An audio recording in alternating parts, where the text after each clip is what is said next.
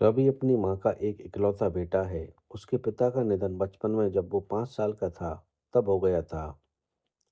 तब से उसकी माँ ने ही उसकी परवरिश की है। एक ही बेटा है, बड़ा लाड प्यार से माँ ने पाला है। हालांकि आर्थिक परेशानियों का सामना करना पड़ा, लेकिन माँ ने कभी किसी के आगे हाथ फैलाए नहीं। जिन्होंने कभी बहुत ज़रूरत पड़ने पर मदद की, जो भी पैसा दिया, उन्हें भी समय के साथ वापस कर दिया। रवि की मौसी ने उनकी मदद की थी, सिर्फ एक वो ही जो उनके यहाँ आती जाती रहती है, हालचाल जानती रहती है, फिक्र करती है। माँ खाना बनाने जाती है, कभी इस घर में तो कभी किस घर में। आज रवि 22 साल का हो गया है और माँ को काम करते करते 17 साल हो गए हैं।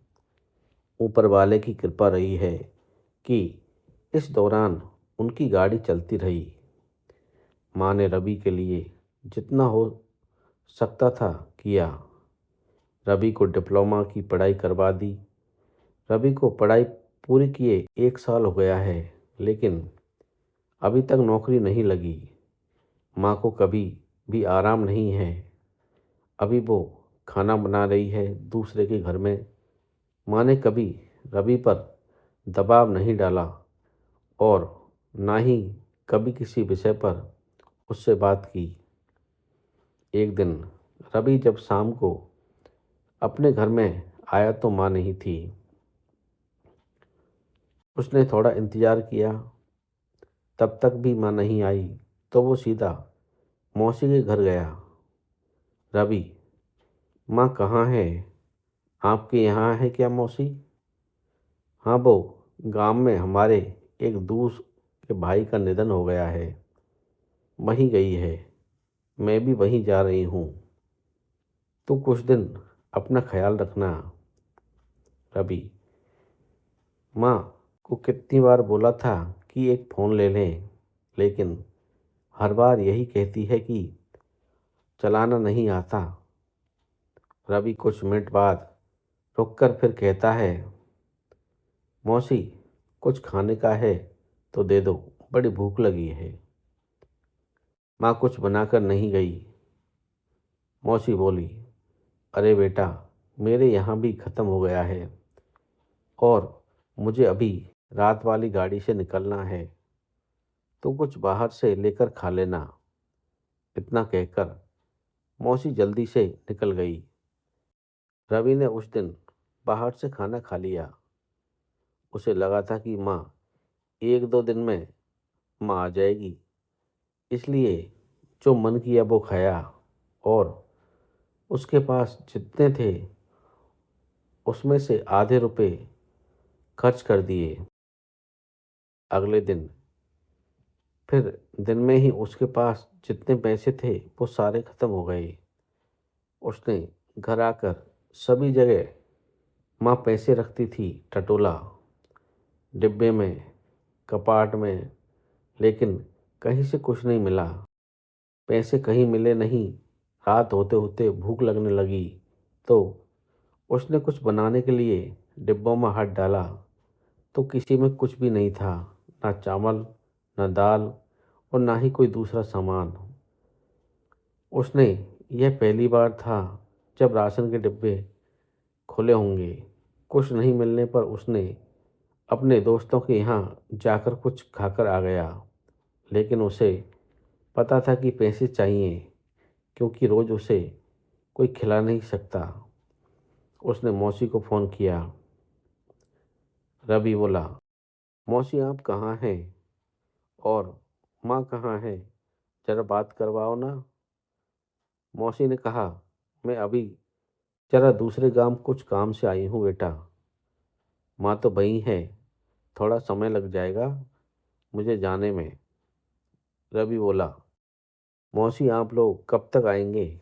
4 दिन हो गए हैं, अभी तक माँ से बात भी नहीं हुई। मौसी बोली, हाँ बेटा, अब हम आने ही वाले हैं 1-2 दिन में। रवि के दोस्त भी रवि की तरह थे। उसने बिना पैसे की भी कभी किसी दोस्त के घर खा लिया, कभी किसी के, लेकिन अब करीब 8 दिन हो गए, अब वो कहीं जा नहीं सकता था। रवि ने फिर फ़ोन किया मौसी को। रवि बोला, मौसी आप फ़ोन क्यों नहीं उठाते? कहाँ हैं आप लोग? मुझे बताएं, मैं आ जाता हूँ। माँ ने कभी कुछ बताया नहीं। ऐसा भी कोई रिश्तेदार है किसी गांव में? मौसी, अरे हम लोग आने ही वाले थे, लेकिन अभी यहाँ कोई नहीं है। हम लोगों को थोड़ा समय लगेगा।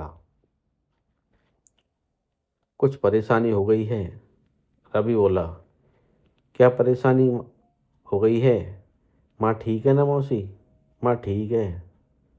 रवि, तो आप मेरी बात क्यों नहीं कराते? मौसी, करवाती हूँ मैं पक्का करवाती हूँ समय मिलने पर। रवि, मौसी, मेरे पास खाने का कुछ नहीं बचा, पैसे भी नहीं हैं, कल शाम से कुछ नहीं खाया है। आप पैसे थोड़े किसी को देने को कहो, माँ से बोलो। मौसी, अच्छा तो तू एक काम कर, फ़ोन में कैटरिंग वाले भैया का नंबर है, उनसे बात कर ले, माँ का नाम ले लेना। रवि ने फ़ोन रखते ही कैटरिंग वाले भैया का फ़ोन किया। उन्होंने कहा कि उनसे आकर मिलें। रवि बुलाई गई जगह पर गया। वहाँ जाकर देखा तो छोटे ट्रक में सामान लोड हो रहा था। रवि ने जाकर कैटरिंग वाले भैया से बात की। रवि, वो मैंने फ़ोन किया था आपको पैसे के लिए, भैया पैसे मिलेंगे? तुमको क्या आता है? खाना बनाना आता है? रवि बोला, नहीं, मैं काम के लिए उधार लेने आया हूँ। माँ को जानते होंगे आप, वापस लौटा देंगी भैया। अरे उधार नहीं मिलता, अभी जाओ, मुझे काम पर जाना है, जल्दी में हूँ। रवि को लगा कि आज भी उसे भूखा सोना पड़ेगा। उसने सोचा, काम पर जाता हूँ, वहाँ खाना भी मिलेगा और पैसा भी। रवि बोला, अच्छा ठीक है, मैं काम करूँगा भैया। ठीक है, एक दिन का 350 दूंगा। तुम्हें खाना बनाना आता नहीं? यह बर्तन लोड करो और वहाँ धोने और उसको बराबर लाने का काम तुम्हारा है। ठीक है, समझ गया। एक भी कम हुआ तो पैसे नहीं मिलेंगे, जो गुम हुआ वो देना पड़ेगा। रवि ने हाँ कहा और सामान गाड़ी में लोड करने लगा। शादी की जगह पहुंचकर उसने सारे बर्तन मांजे। अभी खाना तैयार नहीं हुआ था तो भूखा था, लेकिन काम करता रहा। वहाँ उसने काम करते सभी लोगों को देखा, महिलाओं को देखा। उसे लगा कि वो अकेला नहीं है। जैसे उन्हें देखकर उसने कुछ सीखा। शाम हो गई, खाना तैयार होते होते। उसके बाद भी खाना पहले मेहमानों को खाने को था। करीब रात के 10 बजे उसने अपने लिए खाना निकाला। थाली भरी देखी तो उसकी आंखों में आंसू आ गए। पहला निवाला मुंह में लिया। एक अजीब सी शांति उसके अंदर आई, जो भूख की आग थी। धीरे धीरे शांत होने लगी। बर्तन लोड करके अपनी जगह वापस सभी आ गए। रवि को 350 रुपये मिले। इन पैसों को लेकर वो घर गया। उस रात बिस्तर पर गिरते ही सो गया। पता नहीं चला कब आंख लग गई। सुबह उठकर वो तैयार होने लगा। अपने सर्टिफिकेट की फाइल उठाई और घर से निकला नौकरी की तलाश में। पैसे थे, लेकिन अब खर्च करने का मन नहीं कर रहा था, क्योंकि उसे पता चल गया था कि कितनी मेहनत से आया है। शाम को जब वो घर पहुंचा तो माँ घर आ गई थी। उसने देखते ही माँ को गले लगाया। माँ भी रोने लगी। कभी इतने दिनों तक दूर जो ना रही थी। माँ, कैसा है? कहाँ गया था? खाना खाया कि नहीं? रवि, ठीक हूँ। तुम्हारे लिए एक खुशखबरी है, मुझे एक छोटी नौकरी मिल गई है। यह सुनकर माँ बहुत खुश हुई।